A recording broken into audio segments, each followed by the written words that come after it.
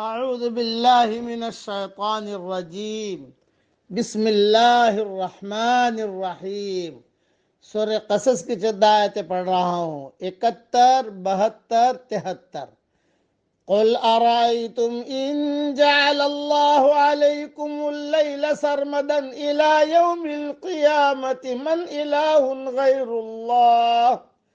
من الہ غیر اللہ یأتیکم بضیاء۔ کہہ دیجئے کہ بتاؤ اگر اللہ قیامت کے دن تک تم پر ہمیشہ کے لیے رات کر دے تو اللہ کے سوا کون معبود ہے جو تمہارے لیے روشنی لے آئے؟ افلا تسمعون، تو کیا تم لوگ سنتے نہیں؟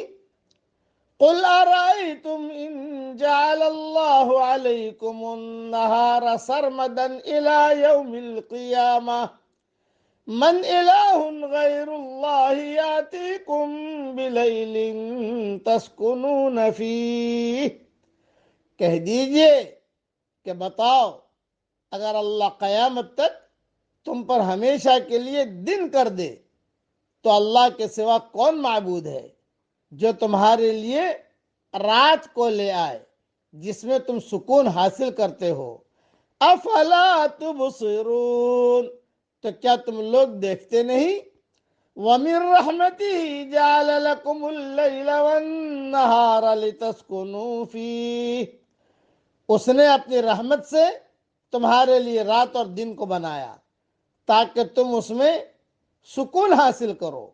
وَلِتَبْتَغُوا مِن فَضْلِهِ، اور تاکہ تم اس کا فضل تلاش کرو۔ وَلَعَلَّكُمْ تَشْكُرُونَ، اور تاکہ تم شکر کرو۔ اس کی مختصر سی تشریح سمجھا دیتا ہوں میں۔ اللہ تعالیٰ نے اپنی نعمتوں کے حوالے سے اپنی توحید کا اثبات فرمایا ہے کہ بتلاؤ اگر اللہ تعالیٰ دن اور رات کا یہ نظام ختم کر کے ہمیشہ کے لیے تم پر رات ہی مسلط کر دے تو کیا اللہ کے سوا کوئی اور معبود ایسا ہے جو تمہیں دن کی روشنی عطا کر دے؟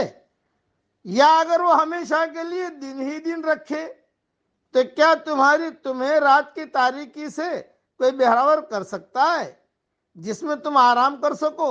نہیں، یقیناً نہیں۔ یہ تو صرف اللہ کی کمال مہربانی ہے کہ اس نے رات اور دن کا ایسا نظام قائم کر دیا ہے کہ رات آتی ہے تو دن کی روشنی ختم ہو جاتی ہے اور تمام مخلوق آرام کر لیتی ہے، اور رات جاتی ہے تو دن کی روشنی سے کائنات کی ہر چیز نمایاں اور واضح تر ہو جاتی ہے، اور انسان کسب و محنت کے ذریعے سے اللہ کا فضل روزی تلاش کرتا ہے۔ اور یہ جو کہا اللہ کا شکر کرو، کیا مطلب؟ یعنی اللہ کی حمد و ثنا بھی بیان کرو، یہ زبانی شکر ہے، اور اللہ کی دی ہوئی دولت، صلاحیتوں اور توانائیوں کو اس کے احکام اور ہدایت کے مطابق استعمال کرو، یہ عملی شکر ہے۔ بس اتنا زبانی شکر تو ہم ادا کر لیں۔ پڑھیے میرے ساتھ، الحمدللہ علی سابغ نعم اللہ۔